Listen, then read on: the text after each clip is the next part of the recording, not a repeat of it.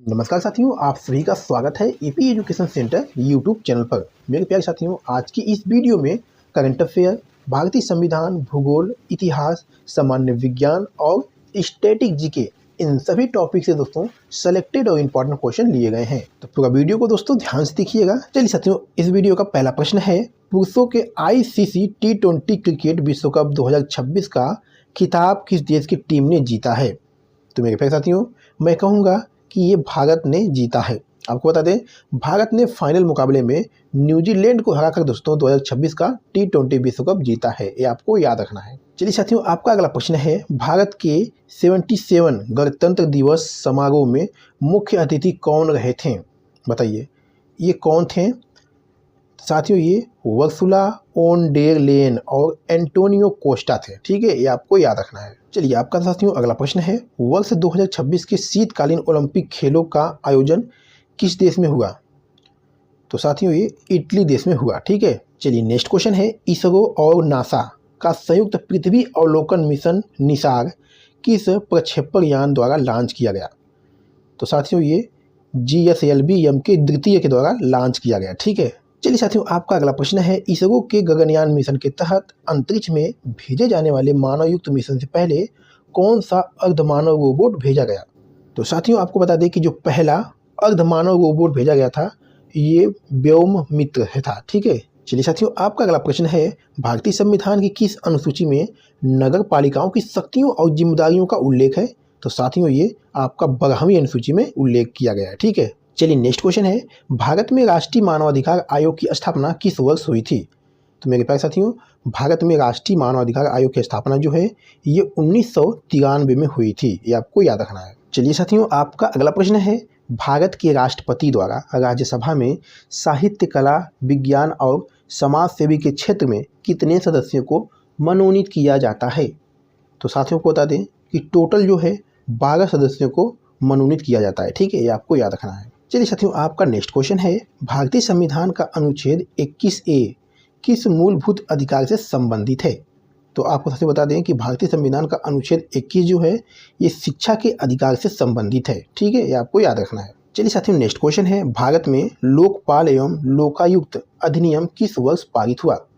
तो साथियों लोकपाल एवं लोकायुक्त अधिनियम जो है ये 2013 में पारित हुआ। ठीक है, चलिए साथियों, नेक्स्ट क्वेश्चन है, भारत की कौन सी नदी कर्क रेखा को 2 बार काटती है?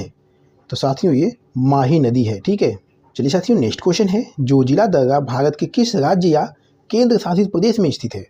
तो साथियों जोजिला दर्रा जो है ये आपका लद्दाख में स्थित है। ठीक है, चलिए साथियों, नेक्स्ट क्वेश्चन है, अंतर्राष्ट्रीय जैव विविधता दिवस प्रतिवर्ष कब मनाया जाता है? तो साथियों ये 22 मई को मनाया जाता है। ठीक है, चलिए साथियों, नेक्स्ट क्वेश्चन है, कुद्रेमुख राष्ट्रीय उद्यान भारत के किस राज्य में स्थित है? बताइएगा, कुद्रेमुख राष्ट्रीय उद्यान भारत के किस राज्य में स्थित है? तो साथियों ये कर्नाटक राज्य में स्थित है। ठीक है, चलिए साथियों, नेक्स्ट क्वेश्चन है, भारत का सबसे बड़ा मैंग्रोव वन क्षेत्र कौन सा है? तो मेरे प्यारे साथियों, भारत का सबसे बड़ा जो मैंग्रोव वन क्षेत्र है ये सुंदरवन डेल्टा है। ठीक है, ये आपको याद रखना है। चलिए नेक्स्ट क्वेश्चन है, भारत का राष्ट्रीय वाक्य सत्यमेव जयते किस प्राचीन उपनिषद से लिया गया है? तो साथियों ये मुंडक उपनिषद से लिया गया है। ठीक है, चलिए नेक्स्ट क्वेश्चन है, प्रसिद्ध बारडोली सत्याग्रह का सफल नेतृत्व किसने किया था? तो सरदार वल्लभ भाई पटेल ने किया था दोस्तों। ठीक है, चलिए साथियों, आपका अगला प्रश्न है, भारत में 1853 ईस्वी में पहली यात्री रेलगाड़ी बोरी बंदर यानी मुंबई से किस स्टेशन के बीच चली थी? तो साथियों मुंबई से थाने के बीच चली थी। आपको बता दें कि 16 अप्रैल 1853 को लॉर्ड डलहौजी के काल में भारत की पहली ट्रेन जो है मुंबई से थाने के बीच 34 किलोमीटर की दूरी पर चलाई गई थी दोस्तों। ठीक है, ये आपको याद रखना है। चलिए नेक्स्ट क्वेश्चन है, आत्मीय सभा की स्थापना 1815 ईस्वी में कलकत्ता में किसने की थी? तो साथियों ये राजा राम मोहन राय ने किया था। ठीक है, चलिए साथियों, अगला प्रश्न आपका है, प्रसिद्ध मीनाक्षी सुंदरेश्वर मंदिर तमिलनाडु के किस ऐतिहासिक शहर में स्थित है? बताइएगा, बहुत ही महत्वपूर्ण प्रश्न है। प्रसिद्ध मीनाक्षी सुंदरेश्वर मंदिर तमिलनाडु के किस ऐतिहासिक शहर में स्थित है? तो मैं कहूँगा साथियों ये मदुरई में स्थित है। ठीक है, ये आपको याद रखना है। चलिए मेरे प्यारे साथियों, आपका अगला प्रश्न है, गाड़ियों या वाहनों में पीछे का यातायात देखने के लिए साथियों, ठीक है, पीछे का यातायात देखने के लिए किस दर्पण का प्रयोग किया जाता है? बताइए, गाड़ियों के पीछे का यातायात देखने के लिए किस दर्पण का प्रयोग किया जाता है? तो मैं कहूँगा साथियों ये उत्तल दर्पण का प्रयोग किया जाता है। ठीक है, चलिए साथियों आपका अगला प्रश्न है, मानव शरीर में थायराइड ग्रंथि किस स्थान पर स्थित होती है? तो साथियों मानव शरीर में थायराइड ग्रंथि जो है ये ज़्यादातर गले में स्थित होती है। ठीक है, चलिए साथियों नेक्स्ट क्वेश्चन है, शुष्क बर्फ वास्तव में क्या होता है? बताइएगा दोस्तों, शुष्क बर्फ यानी ड्राई आइस वास्तव में क्या होता है? तो आपको बता दूं कि साथियों ये ठोस कार्बन डाइऑक्साइड होता है। ठीक है, ये आपको याद रखना है। चलिए नेक्स्ट क्वेश्चन है, स्कर्वी नामक रोग किस विटामिन की कमी के कारण होता है? तो साथियों विटामिन सी की कमी के कारण होता है। ठीक है, चलिए साथियों नेक्स्ट क्वेश्चन है, आनुवंशिकी का जनक किसे माना जाता है? तो मेरे प्यारे साथियों आनुवंशिकी का जनक जो है ये ग्रेगर जॉन मेंडल को माना जाता है। ठीक है, चलिए साथियों आपका अगला प्रश्न है, भारतीय प्रतिभूति और विनिमय बोर्ड यानी सेबी का मुख्यालय कहाँ स्थित है? तो साथियों ये मुंबई में स्थित है। साथियों आपको बता दें कि शेयर बाजार को नियंत्रित करने वाली संस्था सेबी की स्थापना जो है ये 1988 में हुई थी और इसका जो मुख्यालय दोस्तों मुंबई में स्थित है। ठीक है, आपको याद रखना है। चलिए साथियों आपका अगला प्रश्न है, राष्ट्रीय रक्षा अकादमी कहाँ स्थित है? तो मेरे पास साथियों राष्ट्रीय रक्षा अकादमी जो है ये पूरे के खड़गवासला में स्थित है। ठीक है, चलिए साथियों नेक्स्ट क्वेश्चन है, विश्व बौद्धिक संपदा संगठन का मुख्यालय किस शहर में स्थित है? बताइएगा, विश्व बौद्धिक संपदा संगठन का मुख्यालय किस शहर में स्थित है? तो साथियों ये जिनेवा में स्थित है। ठीक है, चलिए मेरे प्यारे साथियों आपका अगला प्रश्न है, लद्दाख क्षेत्र में नव वर्ष के अवसर पर कौन सा प्रसिद्ध त्यौहार मनाया जाता है? बताइएगा, बहुत ही महत्वपूर्ण प्रश्न है साथियों।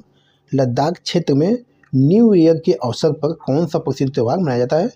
तो साथियों लोसार उत्सव मनाया जाता है। ठीक है, आपको याद रखिए लद्दाख क्षेत्र में न्यू ईयर के अवसर पर दोस्तों लोसार उत्सव मनाया जाता है। चलिए मेरे प्यारे साथियों आपका अगला प्रश्न है, भारत में क्षेत्रीय ग्रामीण बैंकों की स्थापना किस वर्ष शुरू हुई थी? बहुत ही महत्वपूर्ण प्रश्न साथियों, और ये प्रश्न दोस्तों आपके एग्जाम में बार बार पूछा जाता है। बताइएगा क्या बनेगा इस प्रश्न का सही आंसर? भारत में क्षेत्रीय ग्रामीण बैंकों की स्थापना किस वर्ष शुरू हुई? तो साथियों ये 1975 में शुरू हुई। आपको बता दें कि 2 अक्टूबर 1975 को भारत के ग्रामीण क्षेत्रों में बैंकिंग सुविधाएं पहुंचाने के लिए दोस्तों प्रथमा बैंक के साथ आरआरबी की शुरुआत हुई दोस्तों। ठीक है, आपको याद रखना है। तो मेरे प्यारे साथियों वीडियो को यहीं पर समाप्त करते हैं। आज की वीडियो में बस इतना ही। वीडियो को कैसी लगी? अगर आपको वीडियो पसंद आई है, अच्छी लगी, तो वीडियो को लाइक करके एक प्यारा सा कमेंट जरूर करिएगा। ठीक है, तो चलिए फिर मिलते हैं आपसे अगली वीडियो में किसी महत्वपूर्ण टॉपिक पे। तब तक के लिए धन्यवाद।